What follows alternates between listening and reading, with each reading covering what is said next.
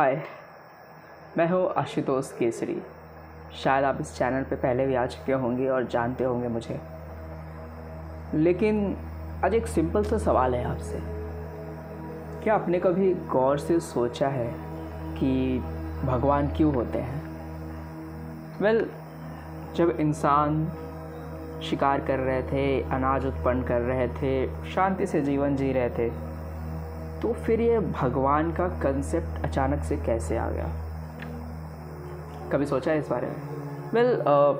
मुझे मेरे दिमाग में बहुत सारी चीज़ें ऐसे चल रही थी कि why do humans actually humans ने एक्चुअली भगवान क्यों बनाया। ठीक है, तो इसको जानने के लिए मैंने अपना कई सारा लिखा कॉपी में क्या क्या थ्योरी हो सकती है, ऑनलाइन देखा क्या कुछ लोग इस बारे में बात करते हैं।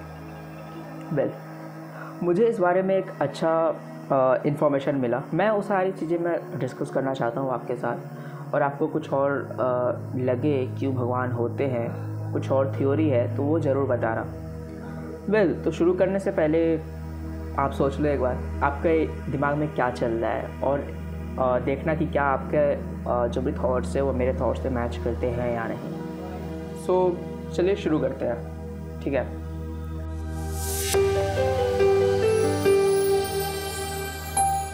एक जो मुझे कोरा पे किसी ने आंसर लिखा था, वो ये लिखा था कि एक दिन अचानक से कोई किसी के पास आता है और वो कहता है कि देखो देखो ये एक किताब है, ये मोरालिटी का किताब है, ये धर्म का किताब है। अगर ये तुम्हें फॉलो नहीं करते हो, इसके अगेंस्ट कुछ करते हो, तो तुम्हारे साथ कुछ बुरा होने वाला है। ठीक है, और उस इंसान के साथ कुछ बुरा हो जाता है।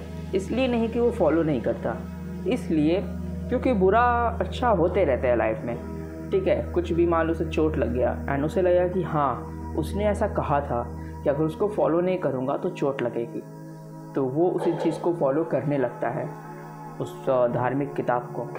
और फिर वो मानता है कि हाँ कुछ तो है जो उसे कंट्रोल कर रहा है, यानी अब मैं इसको फॉलो करता हूँ तो अब अच्छी चीज़ें होंगी। और फिर वो उसके बाद अपनी नेगेटिव चीज़ों को छोड़ के पॉजिटिव चीज़ों पे ध्यान देने लगता है, या उसे इस तरीके से मैनिपुलेट किया जाता है। और शायद वो भी एक रीज़न है कि आज जो रिलीजन कन्वर्जन्स होते हैं मैनिपुलेशन के आधार पर होते हैं। बट ये तो बात तब हुई ना, यानी कोई एक धर्म को मान रहा है, एक मोरल को मान रहा है, उसके बाद वो दूसरों को बोल रहा है ना। लेकिन वो इंसान जो पहला इंसान था वो आखिर मानता ही क्यों है मोरल में? यानी वो दूसरे को बोलने जा रहा है, पहले खुद क्यों माना?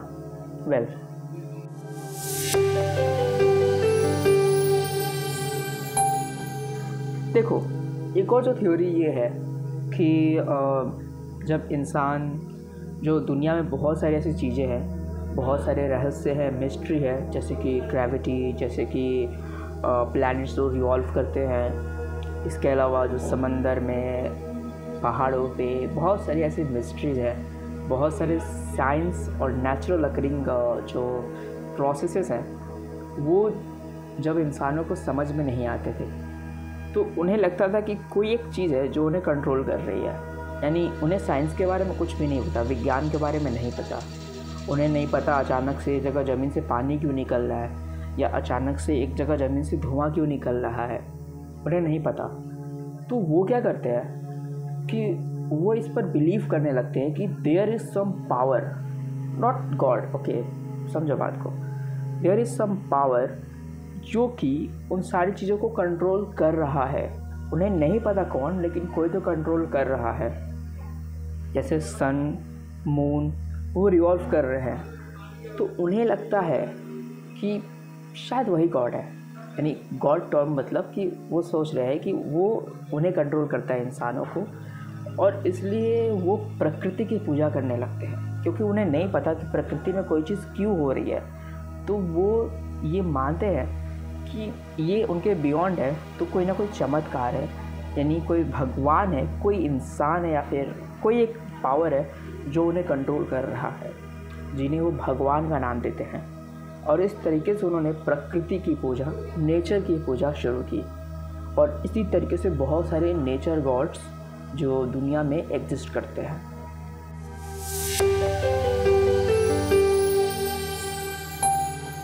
बाकी थ्योरीज पे भी चलते हैं। ये तो चलो एक हो गया कि नेचर जो है, क्यों लोग नेचर मतलब प्रकृति को भगवान की तरह पूजते हैं। जैसे पेड़ पौधे या छोटी छोटी चीज़ें, मतलब कुछ भी जीव जंतु। लोग अगर मान लो किसी जीव को या एनिमल को बहुत ज़्यादा पालन पोषण कर रहे हैं, जैसे हमारे सनातन में जैसे गौ माता, तो हम वो बहुत स्टार्टिंग से लोग जो है कैटल बियरिंग कर रहे हैं। गाय दूध देती है, उनसे उनको पौष्टिक आहार मिलते हैं और बहुत सारी चीज़ें, ऐसा नहीं कि सिर्फ दूध, उससे बहुत सारी चीज़ें बनती हैं। तो उन्हें लगा कि हाँ, गौ कोई माता है, उन्हें देवी की तरफ पूजा जाने लगा, ताकि वो और अच्छे से उन लोग के लिए इसी तरह जब मान लो कभी गाय बीमार हो जाती या फिर उनका जो पालतू जानवर है बीमार हो जाता, तो वो नेचर की पूजा करते या फिर उनकी पूजा करते कि ठीक हो जाओ, मुझे और दूध की आवश्यकता है या मुझे और मांस की आवश्यकता है, इस टाइप से। और वो उस जानवर की भी, उस जीव की पूजा करने लगते हैं। तो this can be one part of theory कि how animals are worshipped across the civilization, not India just. सिर्फ हम सिंधु सरस्वती सभ्यता की बात नहीं कर रहे हैं, पूरे दुनिया में बहुत सारे सिविलाइजेशन थे जहाँ पे जानवरों को पूजा जाता था। ठीक है, मतलब यहाँ पे एक ऐसा टॉपिक आ गया कि साइंस को, मतलब हमने दो चीज़ें डिस्कस की। एक कि लोग के साथ कुछ बुरा ना हो, इसलिए कुछ किताब को फॉलो करने लगते हैं। आज भी हम मानते हैं कि अगर मान लो हम कुछ बुरा करते हैं, भगवान हमें देख रहे हैं और कुछ बुरा हो जाएगा हमारे साथ, तो इसलिए भी लोग भगवान पे विश्वास करते हैं। दूसरी चीज़, साइंस का आंसर नहीं था, तो उन्होंने क्या किया, उनकी पूजा, उन्हें चमत्कार बोलना शुरू कर दिया, यानी कि एज इफ कोई उन्हें कंट्रोल कर रहा है। ठीक है,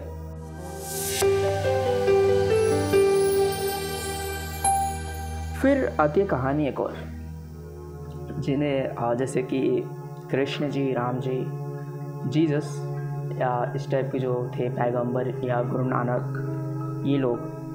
तो अभी हमने नेचर की बात की कि क्यों लोग प्रकृति की पूजा करते हैं। हमने ये भी बात किया कि आखिर क्यों लोग किताबों को मानते हैं, धार्मिक किताबों को, उसमें जो लिखा हुआ है उन चीज़ों को। पर उन धार्मिक किताबों का जो ज्ञान है किसी न किसी एक पर्सन से आया है, तो हम उनकी बात करते हैं। तो हुआ क्या, समाज में एक नॉर्मल सी लाइन है, यानी हर एक टाइम पे सिविलाइजेशन में कोई ना कोई ऐसी चीज़ रही है जो ऑर्डिनरी मैन के लिए थी, यानी कि जो कॉमन मैन करते थे। और उस टाइम पे, जैसे आज तो साइंस का एज है, तो आज जैसे एआई बोल सकते हैं, या फिर एआई ना बोले तो कुछ ऐसा बोल सकते हैं जो साइंस का बहुत ज्ञानी है, जो बहुत सारी रिसर्च करता है बहुत सारे जगह, तो उसको लोग रिस्पेक्ट करते हैं कि या उसके अंदर बहुत नॉलेज है। And that what happened in earlier times. यानी कोई एक ऐसा पर्सन आता है सामने और वो हिम्मत करके कहता है कि राजा, जो तुम कर रहे हो, तुम जो पाप कर रहे हो वो गलत है, तुम्हें दया भाव से जीना है, तुम्हें प्यार से जीना है। इस टाइप की बातें करता था। जो उस समय के ऑर्डिनरी मैन थे उनसे ज़्यादा कुछ करता था। जैसे कि कृष्ण जी का एग्जाम्पल ले लो, अगर जैसे जरासंध के साथ जो युद्ध हुआ था, कृष्ण जी जो नॉर्मल एक योद्धा होता है, वो क्या करता है, वो अपने बारे में सोचता है, वो अपने अभिमान के बारे में सोचता है कि अगर मैं हार गया तो मेरा अभिमान टूट जाएगा। या फिर वो जरासंध से तब तक लड़ता जब तक या दोनों में से कोई एक हार ना जाता। कृष्ण जी भले ही जीत रहे थे हर युद्ध, पर उसके बाद भी उन्होंने एक बड़ा डिसीजन लिया कि वो मथुरा नगरी को शिफ्ट कर डालेंगे। इसलिए नहीं, उन्होंने अपने खुद का नहीं देखा कि लोग उन्हें क्या बोलेंगे, रणछोड़ बोलेंगे या क्या बोलेंगे, बट उन्होंने मथुरा नगरी को द्वारका शिफ्ट कर दिया, यानी ताकि उनके लोग सुरक्षित हैं। वो एक डिसीजन कोई नहीं लेता है, उन्होंने लिया। इसके अलावा राम जी का डिसीजन ले लो, उन्हें 14 साल का वनवास मिला। तो ऑर्डिनरी जो मैन होते हैं, जो नॉर्मल मैन होते हैं, कितने भी आज्ञाकारी वो 14 साल वनवास नहीं जाएगा। वो अपने पिता के खिलाफ बगावत कर देगा या जो भी करेगा, रिवॉल्ट कर देगा। और ऐसा ही होता आ रहा है, जब राजा और उनके बेटे में मतभेद होते थे, पर राम जी ने उस पिता की आज्ञा मानी और 14 साल वनवास चले गए। पांडवों ने भी कुछ ऐसा किया, युद्ध में हारने के बाद चाहते तो वहीं लड़कर पूरा सब कुछ समाप्त कर सकते थे दुर्योधन को, पर नहीं, उन्होंने वचन निभाया और 13 साल वो गए। और ये सिर्फ सिंपल एग्जांपल्स है, ऐसे बहुत सारे एग्जांपल्स हैं, और ये सिर्फ इंडिया की बात है। सिमिलरली जब जीसस अपने वे में, जहाँ पे कुछ गलत चीज़ें हो रही थी, वहाँ पे वो खड़े हुए बोले कि ये गलत है और उन्होंने अच्छी चीज़ें बताएं, तो लोगों को लगा कि हाँ ये इसके अंदर हिम्मत है और वो जो बोल रहे हैं वो सही बोल रहे हैं, तो लोग उन्हें पूछने लगते हैं। जैसे इंडिया में हुआ वैसे वहाँ भी सिमिलरली बुद्ध जी का हुआ, जहाँ पे बहुत सारी ऐसी परंपराएं प्रथा थी जो बिगड़ चुकी थी, और वहाँ पे Buddha ji non violence, Mahavir ji non violence की बात करते हैं, लोगों को शिक्षा देते हैं कि ये चीज़ सही है, ये चीज़ गलत है। और वहाँ पे जब लोग उनको बिलीव करने लगते हैं तो उन्हें भगवान की तरफ पूजने लगते हैं। तो ये भी एक पॉइंट है कि जो एंशियंट वर्ल्ड के जो ग्रेट पर्सन्स होते थे, जो ग्रेट पीपल होते थे, जो आम जिंदगी से ऊपर उठ के कुछ और बड़ा करना चाहते थे, तो चैलेंज करते हैं उस टाइम की सोसाइटी को, तो उन्हें बाद में जाके भगवान की तरफ पूजा जाने लगा, ताकि लोग उनके आचरण को, उनके कैरेक्टर्स को अपनी ज़िंदगी में लाए। और इसलिए फिर बाद में उनके बारे में बहुत किताबें लिखी जाने लगी, फिर बहुत सारी कहानियाँ बनी, कुछ सच कुछ मसाले और बहुत सारी चीज़ें। और आज ये नौबत है कि आज बहुत सारे मैजिकल थिंग्स हम सुनते हैं उन्हीं गॉड्स के बारे में। मेरे नज़र में वो एक ग्रेट पर्सन थे अपने टाइम के। जैसे आज़ादी के टाइम के सुभाष चंद्र बोस जी थे, महात्मा गांधी जी थे, कई लोग उनकी भी पूजा करते हैं। अब क्रिकेट का ही ले लो यार, जैसे सचिन तेंदुलकर, उन्होंने जो कॉमन मैन है 100 सेंचुरी नहीं मारते हैं, उन्होंने पहले थे जिन्होंने मारा, तो उनको क्रिकेट का भगवान बोला जाने लगा। तो जस्ट आज के रियल जो चल रहा है उससे रिलेट करके थोड़ा बता रहा हूँ। वैसे ही कोई पर्सन अगर उस टाइम में, एंशिएंट टाइम में कुछ अलग करता था तो लोग उसे भगवान का दर्जा बोलते थे। और यहीं से हमारे जो सनातन है वहाँ विष्णु जी के अवतार का भी आता है कि बुद्ध, चाहे राम हो, परशुराम हो, कृष्ण हो, ये वो लोग थे जिन्होंने कुछ समाज से कुछ जो उसमें जो कॉमन था उससे ऊपर उठ के उन्होंने कुछ करना चाहा, कुछ सिखाना चाहा। जैसे महाभारत युद्ध हुआ तो उन्हें भगवान माना जाता है। ये तीसरा पॉइंट था। और ऐसे ही सिर्फ इंडिया में नहीं, बाहर भी ऐसे गॉड ऐसे ही माने जाने लगे। और वो लोगों की बिलीफ है कि मरने के बाद भगवान देख रहे हैं हमें या क्या, और पता नहीं है, वो तो एक इंसान थे ना, पता नहीं वो आत्मा होती भी है या नहीं। बट आत्मा इज़ एनर्जी, लाइक जैसे गीता में बोला गया है, it can never be created not destroyed. So I feel आत्मा इज जस्ट एनर्जी।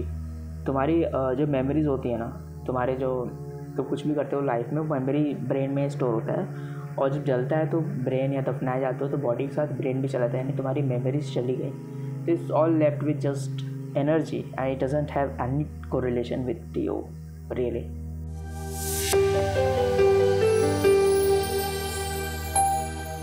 ऐसे बहुत सारे जो भगवान, जैसे कि इंद्र देवता की हम बात करेंगे तो इंडिया में एंशिएंट वेदा ऋग्वेद टाइम में इंद्र देव की बहुत पूजा होती थी, जो थंडर, बरसात और बिजली के देवता थे।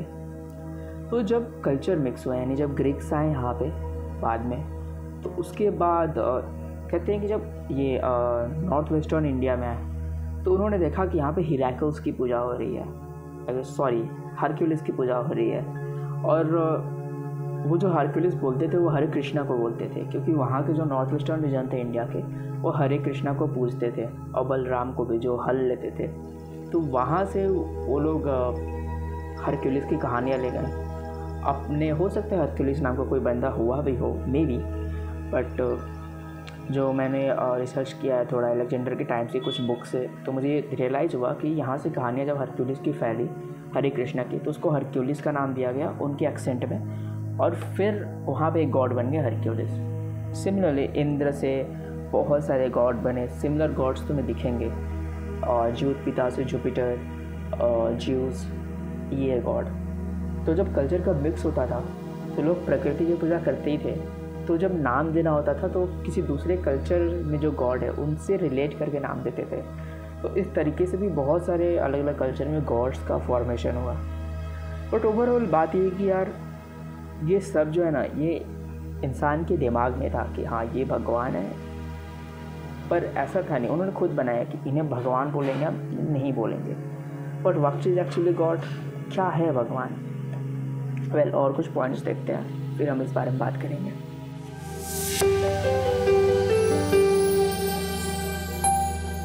अच्छा, एक और चीज़, रिसर्च के टाइम मुझे एक और चीज़ पता चला।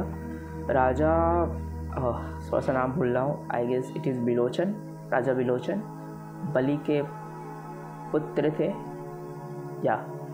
तो वो किसी ऐसी जगह जाते हैं समुद्र पार करके, किसी नए जगह जाते हैं जिन्हें पाताल लोक बोलते हैं, ठीक है। सिमिलरली पेरू में एक कहानी है।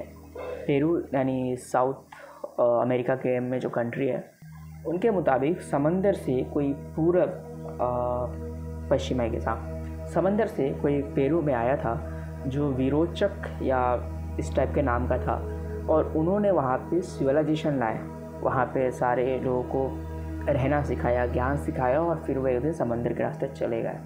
Well this matches with Indian story कि वो समंदर के रास्ते विलोचन राजा गए थे और वहाँ पे कुछ विलोचक या इस टाइप से कुछ नाम दे दिया गया।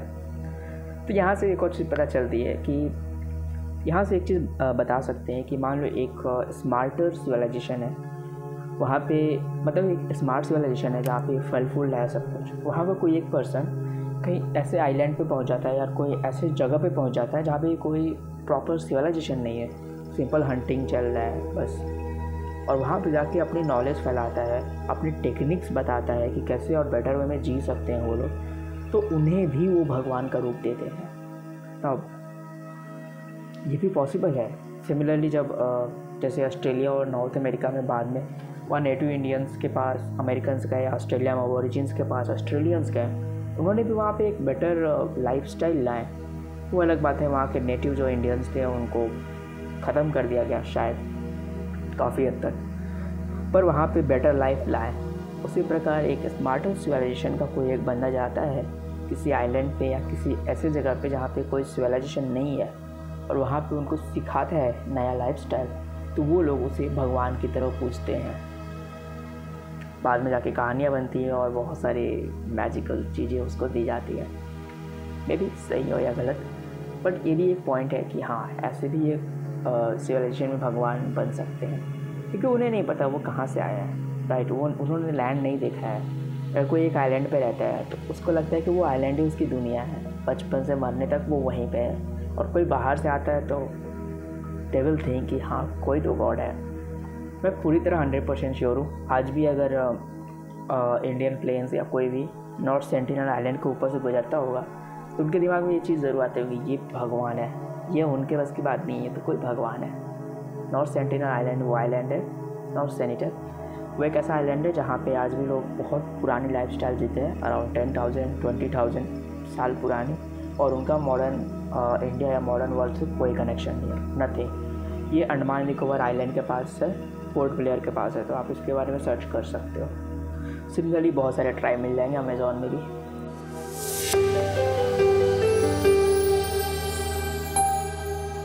अब देखो, अब मैं थोड़ा सा सनातन की तरफ आता हूँ। I will talk about Vedas. Veda देखो, किसी को नहीं पता कि वेद किसने लिखा है। कहते हैं कि गुरु वेद व्यास ने उन सबको कंपाइल किया, यानी एक जगह इकट्ठा किया, पर ये कहना कि उन्होंने चारों वेद को लिखा है या सब कुछ नॉलेज हर तरीके का लाया है, नहीं, ये पॉसिबल नहीं होगा एक इंसान के लिए सब कुछ करना, जितनी सारी चीज़ें उसके अंदर है। तो जब मैं ऐसा पढ़ रहा था या फिर मैं पुराण वगैरह पढ़ रहा था तो मुझे कुछ अंडरस्टैंडिंग आ रही थी। तो ये ऐसा भी हो सकता है, देखो लोग क्या है ना, जनरेशन बाय जनरेशन एक नॉलेज को, जैसे एंशिएंट इंडिया में जब किताब नहीं थे तो श्रुति परंपरा बोलते हैं, श्रुति परंपरा यानी कि सुन के किसी चीज़ को आगे तक फैलाना।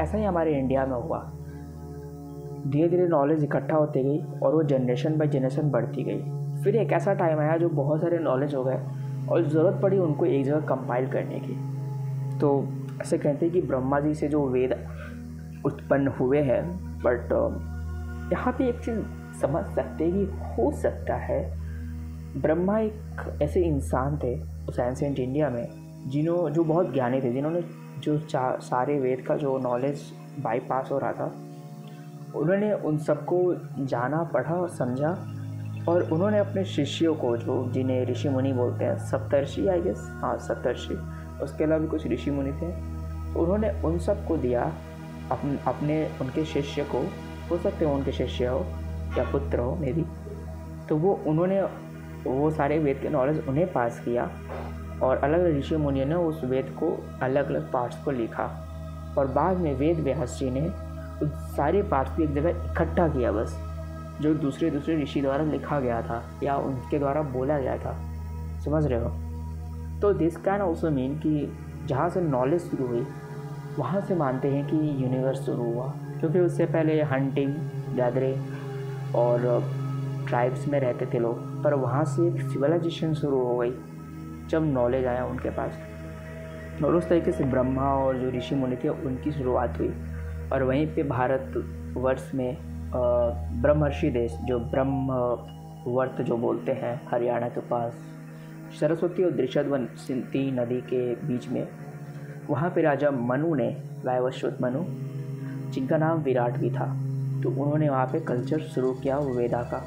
और उन्होंने उनके टाइम में कहा जाता है कि प्रलय आया था, और अगर ऐसा है तो यानी कि उनके टाइम में जब बाढ़ आई थी तो उन्होंने ऋषि मुनियों को बचाया था ताकि वो नॉलेज को आगे पास कर सकें। और फिर सबको पता है कि आगे वो फैलती गई, बाद में पुराण, उपनिषद और ब्राह्मण, बहुत सारी किताबें आई।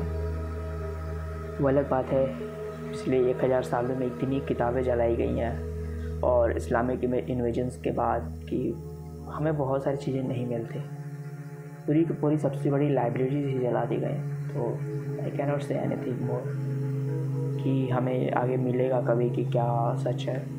बट एनीवे, मैंने एक थ्योरी दिया जो ब्रह्मा के बारे में सच हो सकता है। वेल,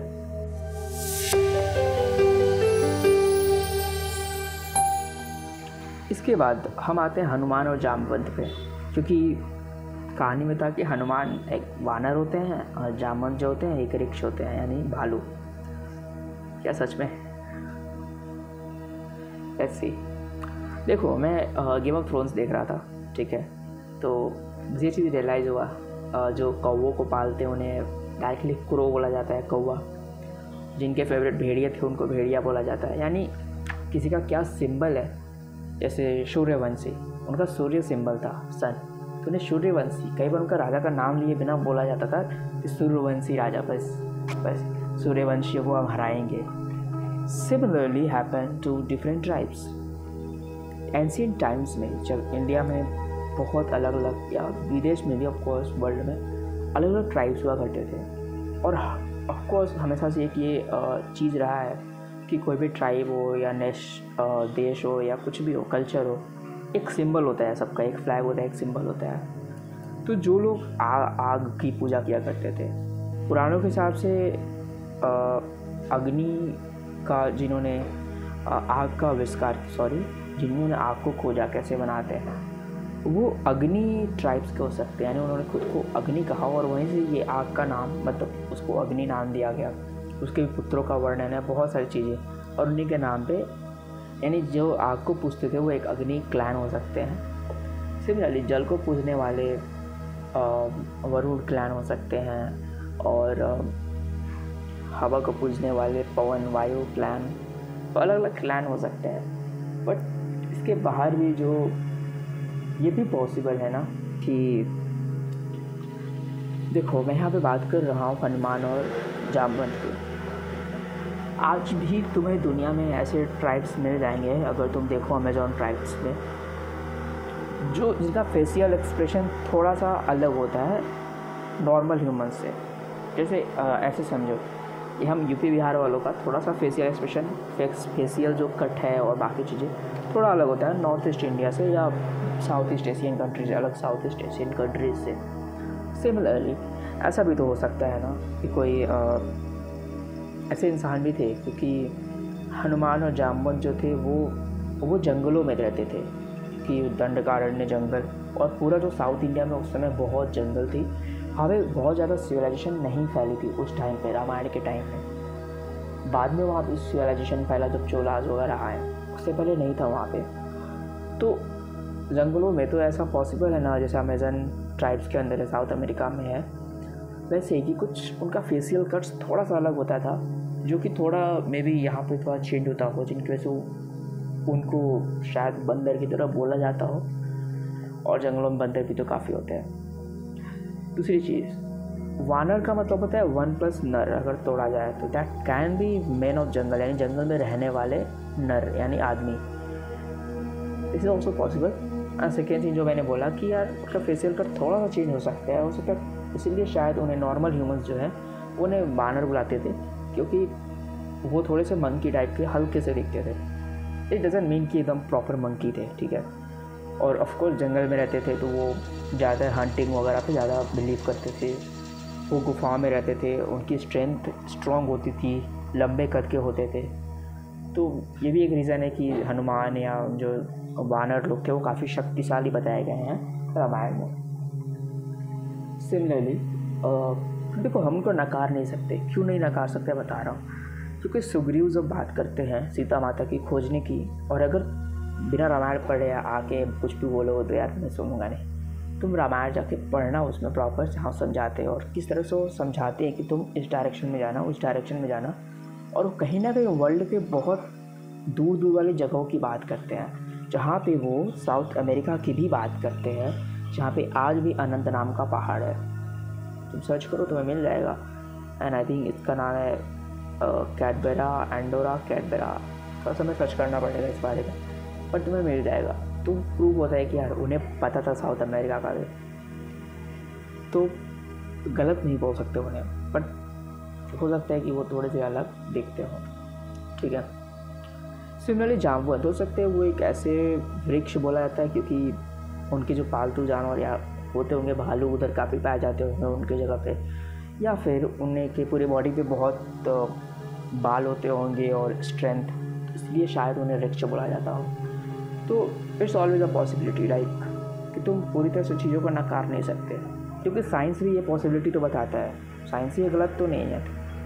कुछ चीज़ें जो मसाला भर दी जाती हैं बाद में किताबें लिखते लिखते, बहुत सारी, जब एक ही किताब का ओरिजिनल वर्जन का बहुत सारे वर्जन्स बन जाते हैं तो हर ट्रांसलेशन में कुछ ना कुछ फॉल्ट्स होता है। तो आज जो पढ़ते हैं वो अलग ट्रांसलेशन है, तो ऐसा हिस्ट्री, राइट। सिमिलरली मैंने जटायु की बात की, तो हो सकता है क्योंकि उस समय गिद्ध काफ़ी पॉपुलर थे, और ये भी सच है कि अब के टाइम से थोड़े बड़े होते थे वो, ठीक है। फिर बात हो रही है 5000 to 10,000 BC की भाई, तो उस टाइम पे ऑफ कोर्स वल्चर्स वल्चर्स तो अब तो एक्सटिंक्ट हो चुके हैं, तो क्या ही बात करो। तो they can be someone like पालतू जानवर, पालतू पंक्षी, या they can be someone from the clan of giddh, clan of vultures, Jatayu and Sampati. तो वो भी एक पॉइंट हो सकता है, क्यों नहीं। बट एनीवे, हमारी ह्यूमंस की एक आदत है कि हम जो देखते हैं उसे सच मानते हैं, जबकि हमने बस 5% या 10% दुनिया देखी है। 5% समंदर खंगाले हैं, बस थोड़े से माउंटेन्स देखे हैं। जंगल में भी आज तक बीच में जाना मुश्किल हो चुका है, अमेज़न जंगल में, और हम समझते हैं कि पूरी दुनिया को हम जानते हैं, तो गलत है। बट स्टिल मैं कोशिश यही कर रहा हूँ कि साइंस को थोड़ा रिलेट कर पाऊँ इन सब चीज़ों से, कि क्या पॉसिबिलिटी हो सकती है गॉड के पीछे।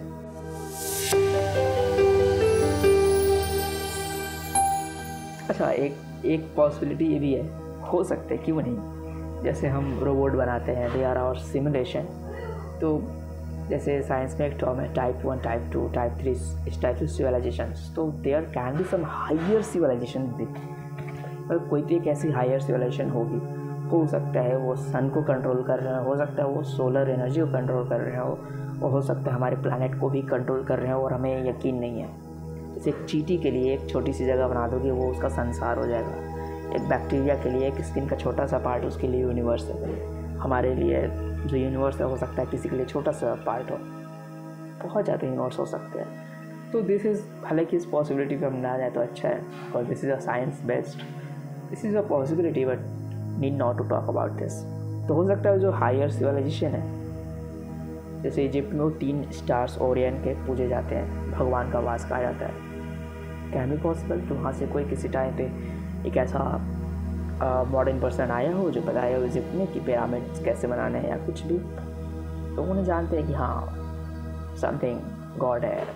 बट ठीक है, ये बात की बात है, it's upon you whether you think about it और नॉट।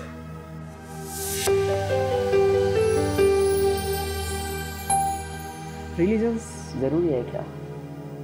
मुझे लगता है देखो, रिलीजन जो बनी है जो एक पर्सन आता था महान बातें करके जाता है, और अगर एक पर्टिकुलर कम्युनिटी सिर्फ उस रिलीजन, उस सच में उस पूरे और अच्छे इंसान की पूरी बात समझे सुने, तो मुझे लगता है कि एक समाज में स्टेबिलिटी बैठती है। किसी भी रिलीजन को ले लो, well exceptions can be there, I won't talk about, समझ सकते हो। मतलब ये पता है प्रॉब्लम रिलीजन होने में नहीं है, प्रॉब्लम है मल्टीपल रिलीजन एक जगह होने में है और वापस में अपने भगवान को स्ट्रॉन्ग बताते हैं। जैसे वन ऑफ द रिलीजन से कि उनके गॉड के अलावा बाकी गॉड गलत है और उनको मारो, और like this can B, and वहाँ पे गलती हो जाती है। लोग किसी को भी माने, किसी को भी पूजे है, तुम्हें समझना चाहिए वो सारी चीज़ें। Well religion brings stability. अब सच में तो होली बुक गीता को फॉलो करो, बाइबल को फॉलो करो, तुम समाज में प्यार से रहोगे, स्टेबल रहोगे। लेकिन तब प्रॉब्लम हो जाती है जब मल्टीपल रिलीजन्स अपने आप को बोलने लगते कि मैं तुमसे ज़्यादा स्ट्रॉन्ग हूँ, मेरा रिलीजन ज़्यादा बेटर है, और तब जाके ये फाइट शुरू हो जाती है। सनातन रिलीजन में बहुत सारी फ़िलासफ़ीज़ हुआ करती थी। इनफैक्ट ये रिलीजन कुछ ऐसा था नहीं, 1000 साल पहले रिलीजन नाम का कंसेप्ट नहीं होता था इंडिया में। There were schools and philosophies like Buddhist, Chinese, Advaitas, then Vaishnav, Shaiv, Shakti, but ऐसा नहीं था कि वो अलग अलग रिलीजन थे। नहीं, religion came when Islamic invasions happened and then British came and they massacred. उन्होंने इतनी आबादी को मार डाला ये कह के कि उनका भगवान बड़ा है, एंड वहाँ पे जाके ये डिस्कम्फर्ट शुरू हुआ। इसलिए नहीं कि कोई एक धर्म को फॉलो करता, बल्कि इसलिए कि कोई अपने धर्म को फॉलो करते हुए दूसरे के धर्म को बुरा बता रहा था। आज भी जब चर्चेस, टेम्पल या कोई जाता है मंदिर में तो उसे एक सुकून मिलता है। अब हज़ारों साल में ये एक ऐसा चीज़ बन गया है ना कि यार लोग, रिलीजन एक लोगों का इंटीग्रल पार्ट बन गया है। यानी वो ना चाह के भी वो मानते हैं कि हाँ कोई तो भगवान होता है। लाइक उनके दिमाग में सच में, जैसे मैं भी मानता हूँ, लेकिन मेरे दिमाग में भी जब ये सवाल आता है सोचता कि भगवान क्या होता है, मतलब कुछ भी तो नहीं है, इस जस्ट कि तुम जो कर रहे हो, तुम इसको मान रहे हो तो भगवान बोल दिया, तुमने देखा नहीं है, पर देखा बहुत कुछ नहीं है। भगवान, भूत, कहानियाँ हो सकती है, पर हमारे दिमाग में एक अच्छा सुकून, इसको लेकर इतनी पॉजिटिव वाइब्स आ गई हैं कि अगर हम सच में मंदिर जाते हैं तो हमें सच में सुकून लगता है। हमें लगता है कि हम सारी प्रॉब्लम्स भूल चुके हैं, हमें लगता है कि कोई है जो हमारे साथ है। हम जब भी अकेले हैं तब भी हमारे साथ कोई है, हमें कोई सुन रहा है, और ये हमें कंफर्ट दिलाता है। तो इट्स नॉट बैड, मुझे रिलीजन बुरा नहीं लगता। बुरा बस लगता है कि जब रिलीजन के नाम पे कुछ अच्छी परंपराओं को वो लोग गलत प्रथा बना देते हैं। बहुत सारी ऐसी प्रथा हैं जो अच्छी चीज़ों के लिए शुरू हुई थी, और आज जैसे घूंघट प्रथा। इंडिया में घूंघट प्रथा तब शुरू हुआ जब बहुत सारे बाहर के अटैक्स होने लगे, इस्लामिक इन्वेजन्स, और वो सारी लड़कियों को पकड़ के बेच देते थे अरब में। तो साड़ी और पूरे वस्त्रों को, अंगों को पूरा ढकने का ये रीति रिवाज शुरू हुआ। शुरू सही चीज़ों के लिए हुआ था, लेकिन समय के साथ बदलना चाहिए उस चीज़ को। आज शायद वैसा नहीं है, तो आज उस चीज़ को बदल सकते हैं। ऐसी बहुत सारी परंपराएं हैं। जब लोगों के पास अनाज नहीं हुआ करता था तो प्रकृति को खुश करने के लिए वो जानवरों की बलि दिया करते थे। उनको लगता था कि ये सही है, भगवान इससे खुश हो जाएगा, क्योंकि वो खुद जानवर को खाते थे और वो चीज़ को सेक्रीफाइस करते थे कि मैं अपना फेवरेट जो फूड है वो सेक्रीफाइस कर रहा हूँ। पर समय के साथ इसे चेंज हो जाना चाहिए था, लेकिन जब नहीं हुआ तो बुद्धिज़्म इवॉल्व हुआ। मतलब ऐसे समय के साथ परंपराएं चेंज होनी चाहिए, बट कल्चर नहीं। मतलब ट्रेडिशन यानी जो परंपरा जो बोलते हैं, कल्चर, संस्कृति चेंज नहीं होनी चाहिए मुझे लगता है किसी भी देश के लिए, क्योंकि संस्कृति उसका एक इंटीग्रल पार्ट है और वही उसके पास एक यूनिक चीज़ है। अगर कल को दूसरे के कंट्री की संस्कृति में घुल मिल जाएगा पूरा, तो उसकी कुछ यूनिकनेस रहेगी ही नहीं, कुछ अपनी पहचान नहीं होगी अपने एंसेस्टर्स, या अपनी कोई पहचान नहीं होगी। वो बस वहाँ रह रहे हैं लीगल इमिग्रेंट की तरह। मुझे जो लगा थ्योरी, मैंने बहुत सारी थ्योरी दिया यहाँ पे, बहुत सारी चीज़ें जो मैंने खुद तक सोचा कि हाँ ऐसा हो सकता है। जैसे जो इंडिया की एंशिएंट किताबें हैं, लोग उनको नकारते हैं, तो इस पर क्यों पुराण को नकारना क्यों? पता है पुराणों में हज़ारों राजाओं का वर्णन है, सैकड़ों राजाओं का वर्णन है, उनके लीनियर्स का वर्णन है। पर तुम्हें लगता है कि इंडिया में अचानक से एक रात 16 महाजनपद उग गए और वहाँ से हिस्ट्री शुरू हो गई? नहीं, पुराणों में एक चीज़ का पूरा जिक्र है कि वो एक एक जनपद, एक एक सिटी कौन फाउंड किया था, कौन बनाया था। बट हम इंडियंस हैं, हमारे जो लोग हैं वो उनको लगता है कि हमारे भारतीय लोग अगर किसी चीज़ को लिखते हैं एंशिएंट चीज़ तो वो गलत है। वही कोई ग्रीक लिख के दे दे, कोई इस्लामिक इन्वेजन का कोई लिख के दे दे, अल-बरूनी, उसको सही मान देते हैं। अल-बरूनी ने लिखा कि गुप्त काल जब ख़त्म हुआ तो शुरू हुआ, जहाँ पे ख़त्म होना चाहिए था वहाँ पे उन्होंने लिखा कि गुप्त काल वहाँ से शुरू हुआ, और हम मान गए कि हाँ वहाँ से शुरू हुआ। बहुत सारी चीज़ें हैं फॉल्स हैं जिन्हें सही करने की ज़रूरत है। And please believe your scriptures. दुनिया में कोई रिलीजन ऐसा नहीं है जहाँ पे मैजिक की बात नहीं की गई हो। तुम मैजिक पे नहीं विश्वास करते, पर इसका मतलब ये नहीं कि यार जो लोग दिए हैं वो एक मतलब एक्सटिंक्ट हो गए हैं, मतलब क्या बोलते हैं उसे, वो होते ही नहीं। ये गलत है ना। अगर राजाओं, इतने सारे राजाओं का वर्णन है, वो राजा थे, कहानियाँ थोड़ी बहुत मसाला मिल जाती है। अगर बारिश हो रही है तो लोग बोलते हैं कि इंद्रदेव की कृपा हो गई। इट डजंट मीन कि इंद्रदेव की कृपा हो गई, इट मीन्स बारिश हुई है या कुछ ऐसा हुआ है जो उस गॉड से रिलेटेड बोला जाता है। एंड दैट्स हाउ हमारे मैक्सिमम जो स्क्रिप्चर्स हैं वो पोएटिक फॉर्म है, और पोएट्री में मेटाफोर्स सबसे इम्पॉर्टेंट होते हैं। उसे समझना चाहिए, ये नहीं कि मेटाफोर गलत है। So that was all for today. मैं बस बात कर रहा था व्हाई डू गॉड एग्जिस्ट। मैंने काफ़ी लंबा बात किया, हो सकता है कुछ गलतियाँ भी हो सकता है बहुत सारी चीज़ सही बोली हो, पॉसिबिलिटी कुछ भी हो सकती है। मैं चाहूँगा कि आप कमेंट करो कि यार आप क्या सोचते हो इस बारे में, गॉड के बारे में। एंड मैं निगलेक्ट नहीं कर रहा हूँ किसी चीज़ को, सबका अपना बिलीफ है। बट मेरे दिमाग में ये सवाल आया तो मुझे लगा कि इस बारे में थोड़ा सा बात करना चाहिए कि आखिर लोग भगवान क्यों बनाते हैं, क्यों मानते हैं। सो बाय, मिलते हैं अगली वीडियो में। Take care.